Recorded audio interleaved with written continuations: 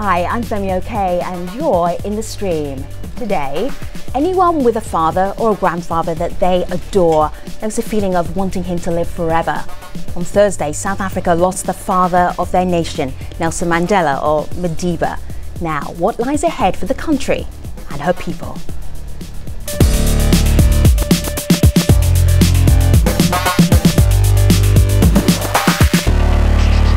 So our online community, when we heard the news about Madiba passing, so much community coming in and talking to us and actually sharing some of their thoughts as well. Right. But the stats for this is as a major social media event, huge, Malika, right? Exactly, and because it of course wasn't just our community. In fact, in the first minute of his passing being announced, there were 92,000 mentions of his name, which is staggering. But I want to give just a little bit of taste of the kinds of things that we're seeing online. This is a 6-second tribute to South Africa's beloved Nelson Mandela.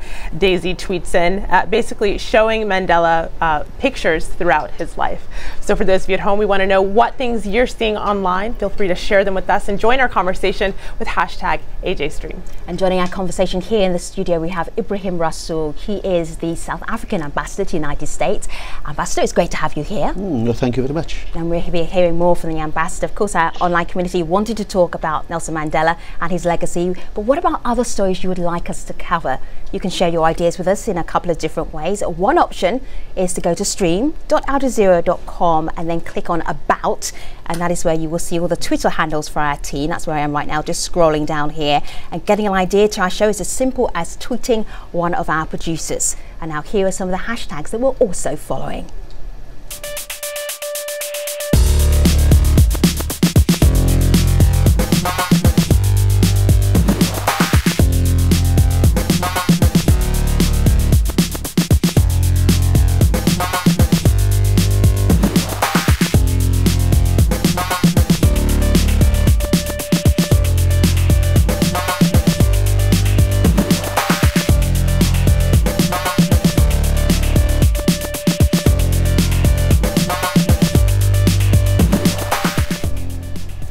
Many in South Africa sense the end was near for Madiba. Following a string of health scares, South Africans have had some time to come to terms with Nelson Mandela's mortality. Despite spending 27 years in prison under white minority rule, he called for reconciliation when he became South Africa's first black president back in 1994. We know it well that none of us acting alone can achieve success. We must therefore act together as a united people for national reconciliation, for nation building, for the birth of a new world. Let there be justice for all. Let there be peace for all. He forgave and rebuilt a country that had been destroyed by racism for decades. On today's programme, we're going to talk about the future of South Africa without Madiba. Joining us via Skype from Johannesburg is Ridi Tlabri. She is a journalist and TV radio talk show host. In our Google Plus Hangout, Shaka Sizulu is an ANC member. And Garrett Barnwell is a South African citizen. It's great to have you all here in the stream. So let's start off the conversation with some South African voices. We talked to some South Africans really moments after Madiba passed away, and this is what they had to say. Nelson Mandela really was able to transcend the often debilitating narrow confines of party politics. I knew at that time that this was a person that I could follow for the rest of my life as a leader of our country. We are so disappointed. I don't know how to predict the future. We say thank you Madiba, thank you Mandela, halala Madiba. So much passion there, Ibrahim. If you had to sum up, really in a sentence, what Madiba meant for South Africa, how would you do it? I think that when we all heard the news, it was as if a part of our heart had been ripped out from us because it launched us in a great uncertainty. We knew he needed this peace that had been denied to him in this world, and yet we wanted to cling to him as the embodiment of the finest that we are. And so in that moment of uncertainty and anxiety, I think we're going to be in for a while still. But sure, I think he's left us enough of a legacy to be hopeful about the future. See, Garrett, South Africa is famous for being the rainbow nation. So what is your take on his legacy? What did he leave behind? I think for me, he's left so much behind. I mean, he's the symbol of the country, he's the father of the nation. But what he taught us was that with freedom comes responsibility, and with the past, you have the Thabo Mbekis, the Mandelas, you've got the Bikos, and then your Agates, who created freedom for us. But now it's up to our generation to move us forward. And really, you've been doing your talk show ever since Madiba passed. You're really getting a sense of how the community, the local South Africans, are feeling about Madiba. But what is your sense of what's lost for South Africa right now?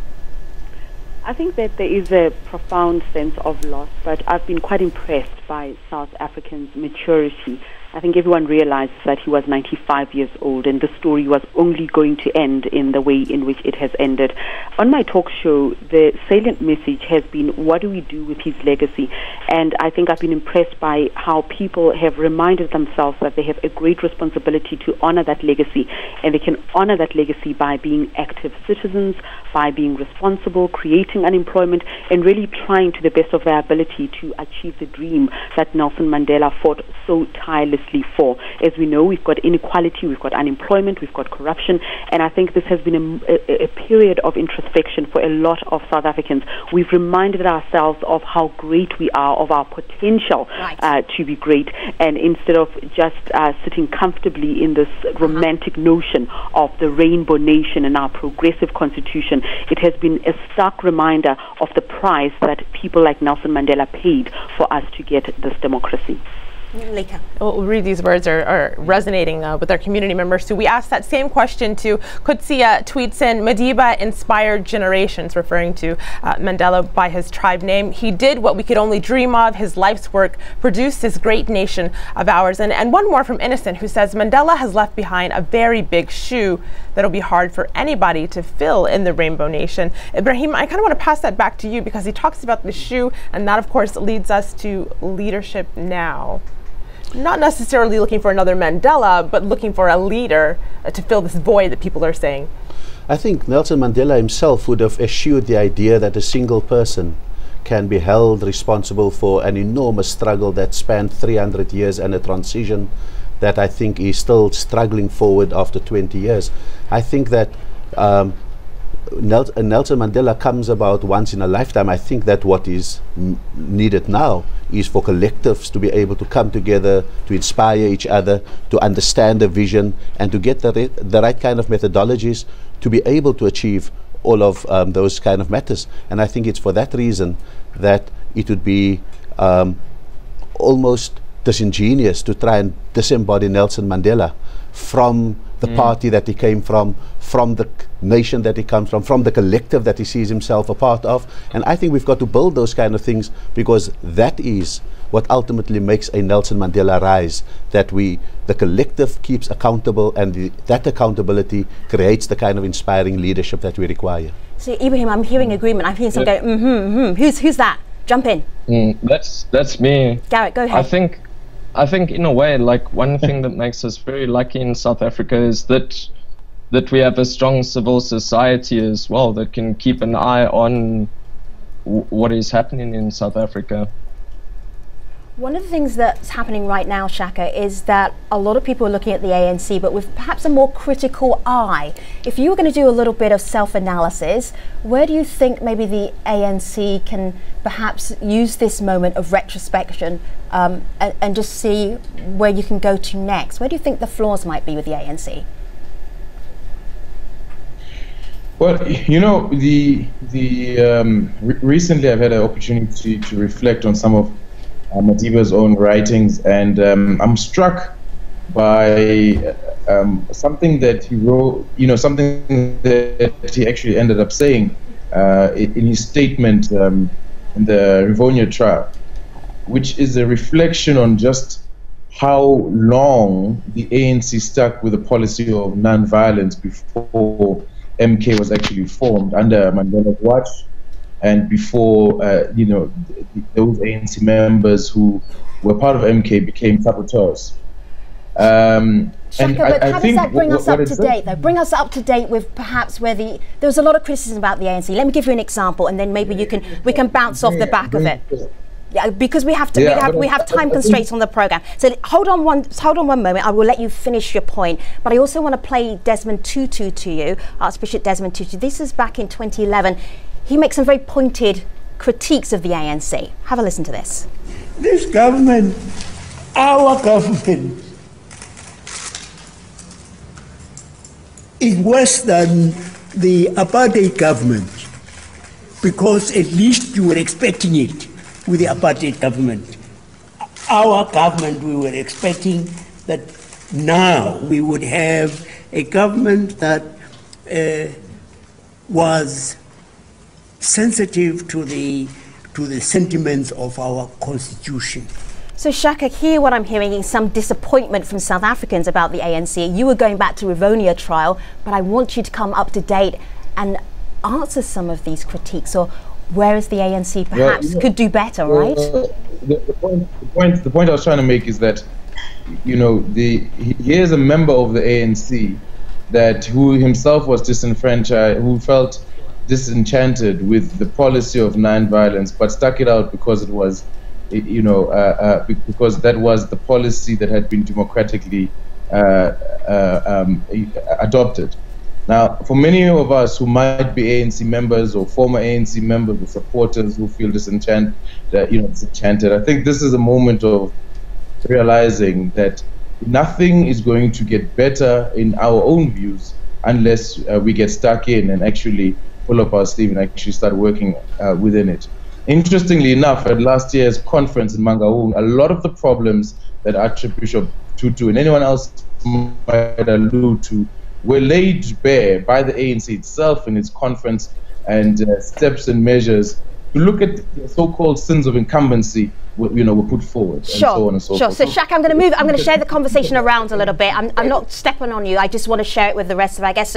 So really, is Shaka being honest? I really wanted to be honest in this conversation and candid. Shaka is being honest. Shaka is being honest by saying that some of the problems were laid bare by the ANC. But that is not all. The problem with the ANC is that it is very good at identifying problems.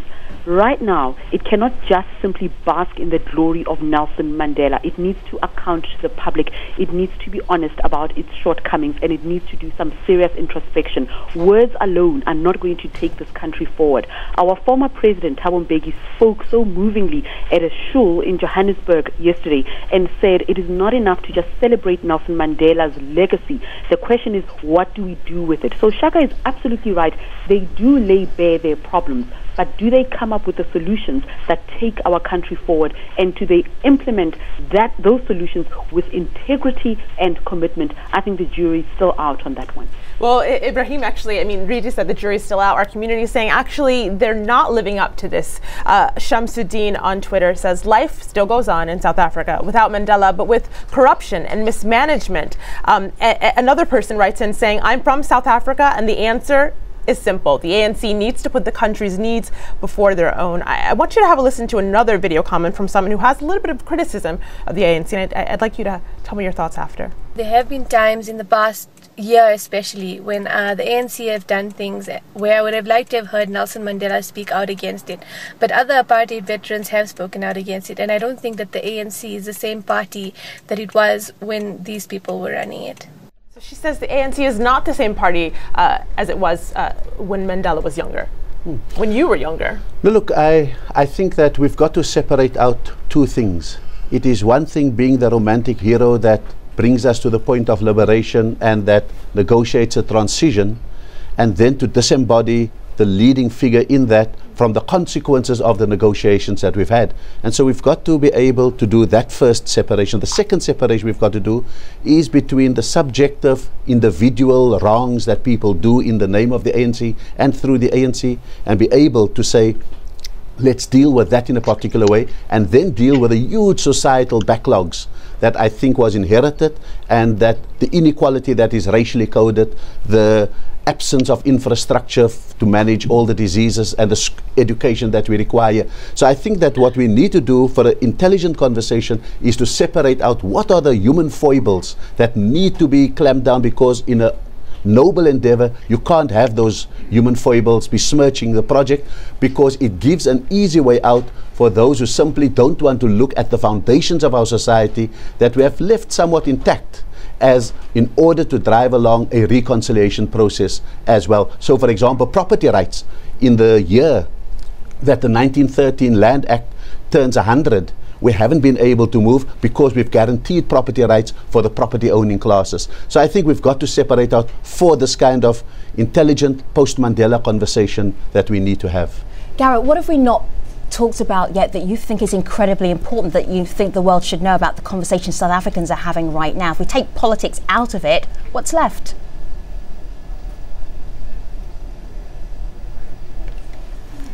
Garrett.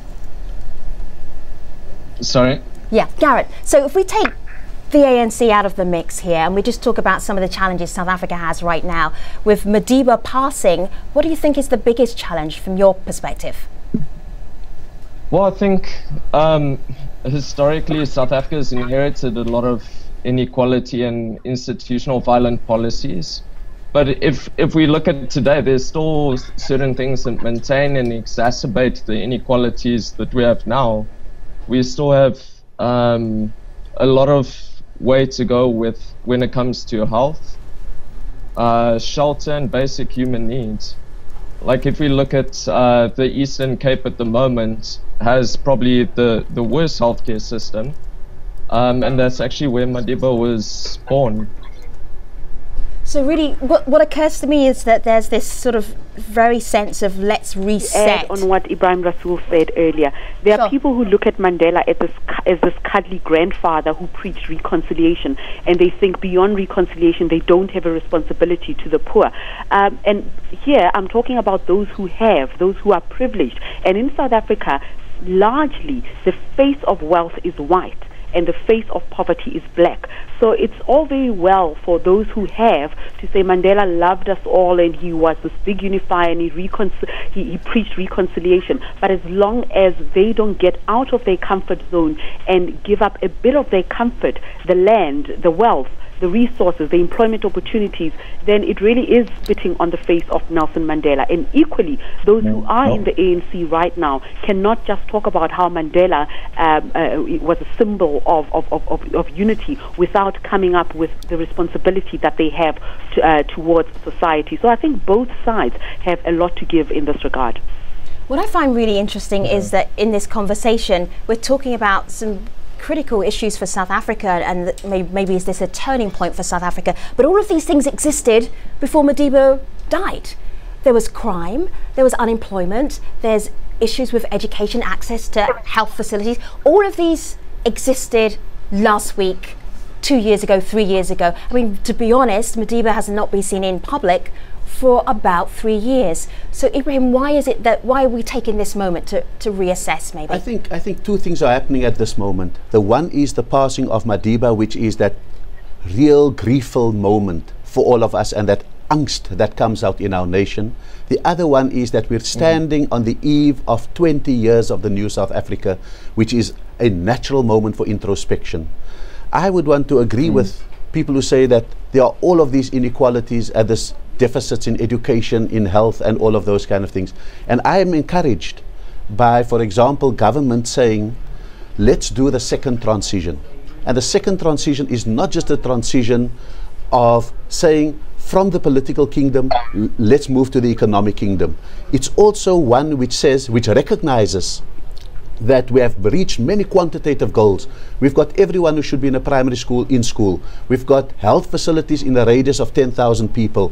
We've got water hooked up to 90% of our people. We've got electricity to 80%. And so I can go on ticking off the quantitative achievements of the first transition. Right. I believe that second transition must meet the challenge of the qualitative transition that needs to be made. Now that we have clinics, what's the quality of care? Now that we have everyone in school, what does an education system deliver for the future of young people? And so we can go on. Now that we've got the economy in positive growth, how does it create the kind of decent livelihoods that our people require? And I think that the National Development Plan may point in the kind of direction that could address the ongoing quantitative, but especially now the qualitative transition that needs to be made. But that's still wonderful on paper, because even within the ANC itself, they're still debating this National Development Plan. The ANC, as we know, is in alliance with the trade union COSATU, with the South African Communist Party.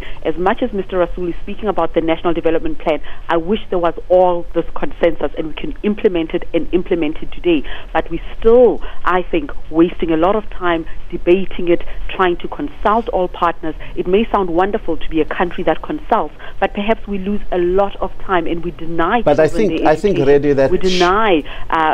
We put obstacles towards that economic growth that you're talking about. But I think really that Shaka's point that he made earlier is that it had the same amount of debate about whether we should negotiate.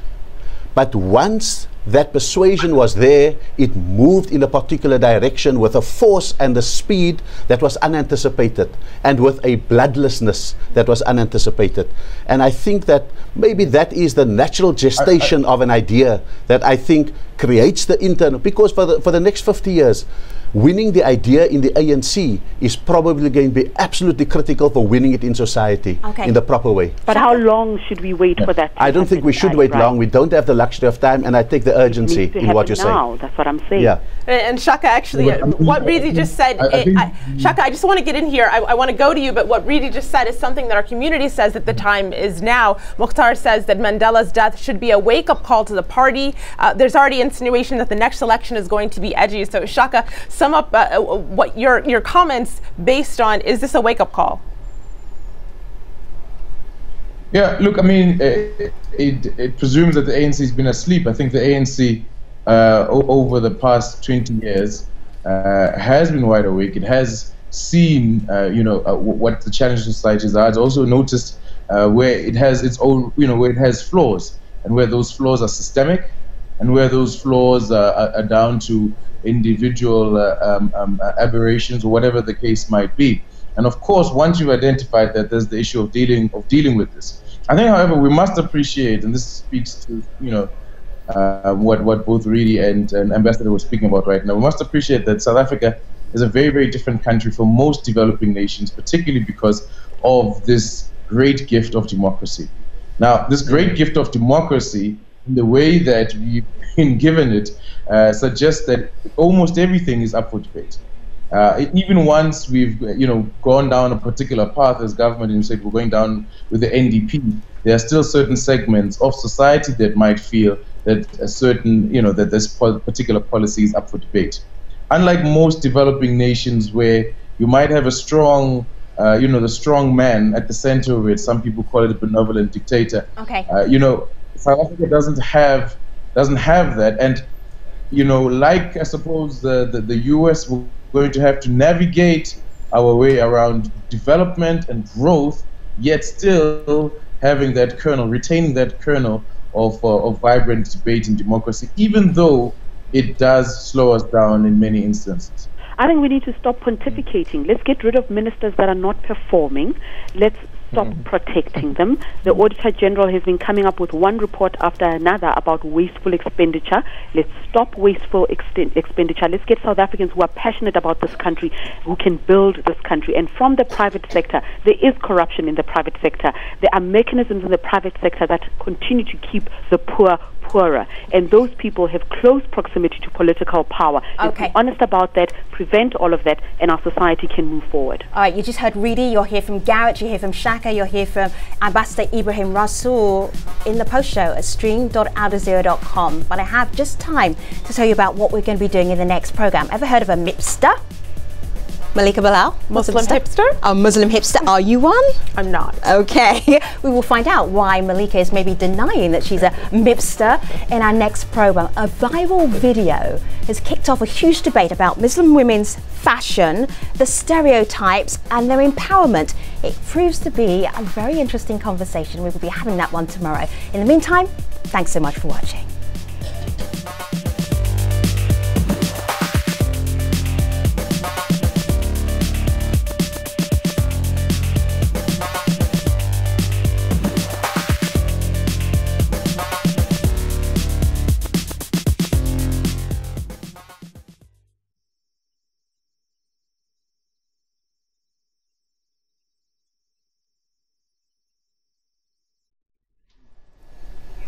Hello again. We are carrying on our discussion on the passing of Nelson Mandela and what this means for the future of South Africa. Still with us, Ibrahim Rasool, he's South African ambassador to the United States. Rudy Kalabli is a TV radio talk show host. Shaka Sizulu is an ANC member, and Garrett Barnwell is a South African citizen. So guess I'm just telling you, wasn't that the fastest 30 minutes in your life? It goes really quickly. So just as the conversation takes off. Yeah, absolutely. We're wrapping up that main show, but we're not wrapping up the conversation, which is great. We have a post show to be able to continue it and really examine some of the themes. See, Rita, you're like me.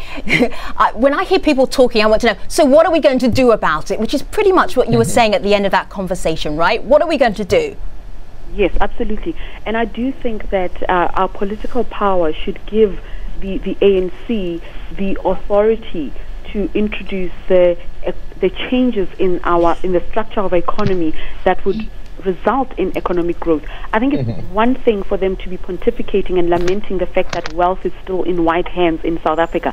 If that is the truth, and it is the truth, now that they have political power, what are they going to do about it, and to what extent have they tried to change that? Land rights, property rights, the Land Act, 100 years old, it disenfranchised black people in their own country.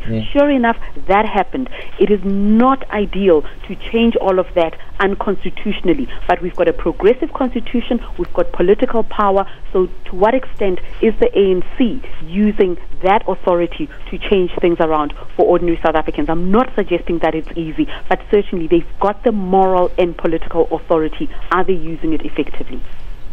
Well, Rudy, you listed several things that people are talking about in South Africa. Of course, the land rights, the social inequality, and there's a video comment. Garrett, I'm going to pass this one to you because it picks up on what Rudy was just talking about in terms of inequality. Have a listen to this. In South Africa, we have class segregation, which due to affirmative action policies perpetuates racial segregation. Our poor educational policies necessitate affirmative action policies. It's a vicious circle. So Garrett, he mentions poor education, which then necessitates affirmative action. And this is just one of the comments that we got. We got several other tweets that were on this issue. So as you know, just a South African citizen, is this something that affects you? And is this something that people around you are talking about? For me, I think there is obviously a lot of reflection on the transition and what's happened. I definitely think the policies like affirmative action are necessary. I mean, it's one way to actually compensate for the institutional violent policies that we've basically inherited from the apartheid regime. I definitely think it's a conversation that we have to have, and we actually have to question now, 20 years on, whether it's made a change, because as far as I think or know is the class differences are still there. The inequality has grown even bigger than we've overtaken Brazil as one of the most unequal societies in the world. Gary, do you mind giving us an example? Because you're sitting there right now in South Africa. For our viewers around the world, do you want to give us an example of what you're talking about? Of the inequality? Yes. Yeah, well, I think it's been able to go to a private healthcare facility, access private healthcare, with your car being, whatever the example may be, and another person not being able to access healthcare, having to ask other people for a ride to the hospital, if there is a hospital. Right. I mean, if we look at Eastern Cape, the facilities there are, I mean, not up to standard to could I what there should be. Could I just say, because I want to respond to that video clip and not everything that Gareth says, but you know, the Gini coefficient measures, and it also answers ready on what do you do. The Gini coefficient measures the level of inequality in society. So the closer you go to 1, the more unequal you are, and when you come to 0, the more equal you are. Economically, just by what happens in the economy, our Gini coefficient is reaching 0.68, meaning you're close to 1, very unequal. After you do the kind of things that Gareth speaks about, get healthcare, however difficult, get free education, give 60-year-olds a pension, give children under 18 a child support grant, give the disabled this, give free water to people, give electricity to people. The Gini coefficient, when you factor the state intervention in, drops by an entire 0.1. So now the punditocracy, those who do stats and give comments on TV and so forth and go roadshows with scenarios, they are saying the living standards have certainly improved in South Africa because of state intervention, but it's unsustainable and dangerous. It's becoming socialistic when you should be freeing up the economy. The economy is not necessarily at this point yet, with a global recession, able to do the kind of things, and so the state. And this is really the question for the strategic choice for the state is, do you continue to plug the holes through which people fall in society, or do you say, let's not put all that money in pensions, but let's shift it to stimulate the economy? And I think that those are the difficult choices that I think we have to explain away as we move forward. Absolutely. And Ibrahim is right in that there were a lot of expectations. Nelson Mandela himself was very honest, and his successors were also honest. Thabo Mbeki has spoken quite openly, the former president, about how perhaps the problem was, the magnitude of the problem was underestimated in the past. And even if we do all those things that Ibrahim is talking about, we still are going to be left with a lot of problems in our society. So I think where we are right now is a challenge of collating the resources that are available with the expectations of the people and what can realistically be done to change lives for South Africans, because the expectations are still high. We still have service delivery protests. And many people who phone my radio show will say, those people who are out in the streets protesting, wanting better services, are they prepared to pay for those services? Well, the truth is, not many of them are able to pay for those services. And perhaps they are right to take to the streets because they were promised these services. So how do we manage those expectations with the resources that we have and the reality of living in this global economy that is in turmoil at this moment? Shaka. Yeah. I think, speaking about expectations, we know that when Madiba became president, the issue of houses came up. A number of houses were promised, and now that the ANC government has exceeded that amount of houses 4 times over, the amount of houses initially promised, there still seems to be no end in sight to it, and it's now an expectation generally in the country that, look, if you're within this particular breadline, then you're going to get a free house. And so the same is for almost each and every essential service. We don't really speak about the fact that when the ANC came into power, the coffers were bare, there was a huge apartheid debt, all of that was being paid, and now the social net to help South Africans out is the exact equivalent of what the GDP used to be like in 1994. Right. And we don't tell that particular story. We don't tell the success of the work that's been done in the background. We're very fixated on, okay, now that you've given us that, it's a given. So what more? What more can we get? Sure. I think it needs to come a turning point, however, where it has to be that we start to conscientize South Africans that the next level, the qualitative that Ambassador was speaking about, has to be driven by individuals, by society, and not just by government. There has to be an increasing amount of focus on those with the resources to go out and start to create those services, to create the opportunities, to create jobs in the line of normal, in the course of normal business. Okay. And until that happens, right, I have to make this point that there are a lot of businesses who are not reinvesting their money into the South African economy. South African businesses that have billions of rands sitting somewhere and they're not reinvesting that in the economy. So the task of developing South Africa is not that of government alone, it is business as well.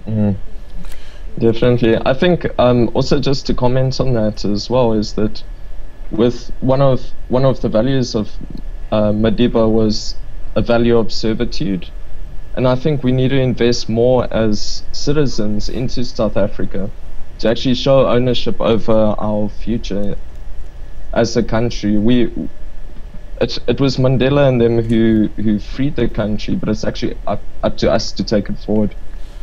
Could I pick up very quickly just where Reddy and Garrett just left off? I just want to say that Reddy particularly makes a very important point about the exchange that must take place in South Africa in order for us to drive the next transition.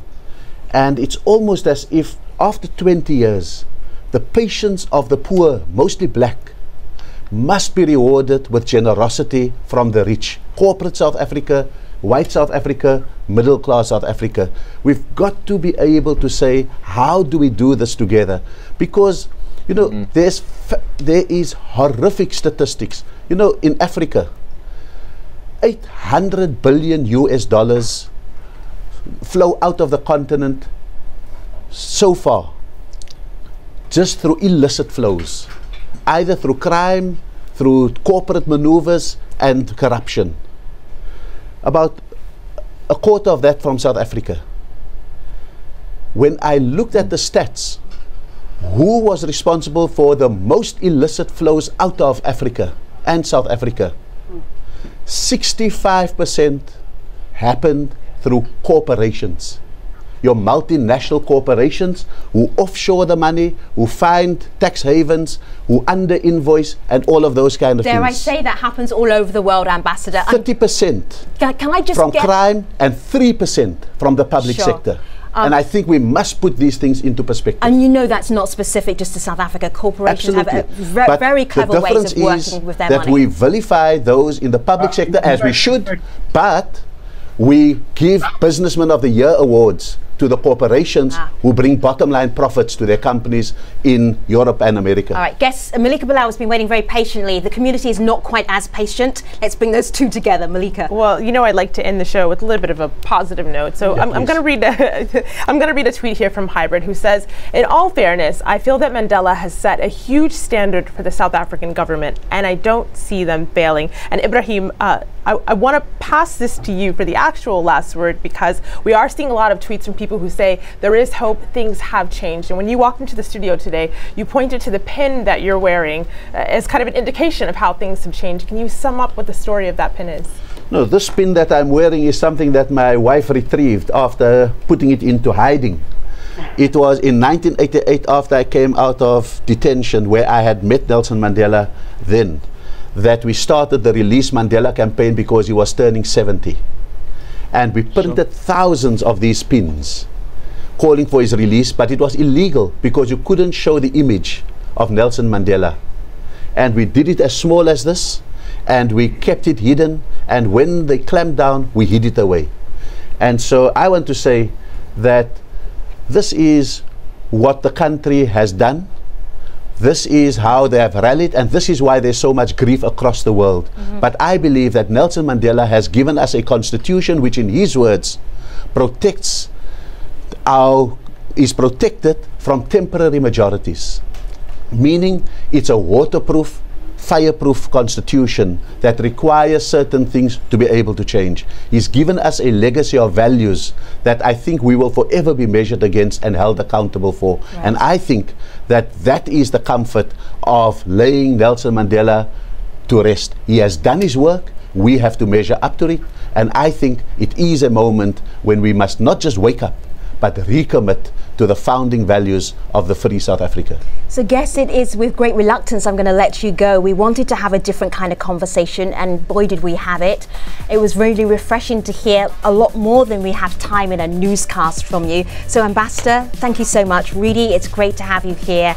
Also Shaka, I know you joined us at very short notice and we really appreciate that. Thank you for your input. Garrett, I am going to be quoting you today on Twitter. Do you know the quote that I picked from your conversation?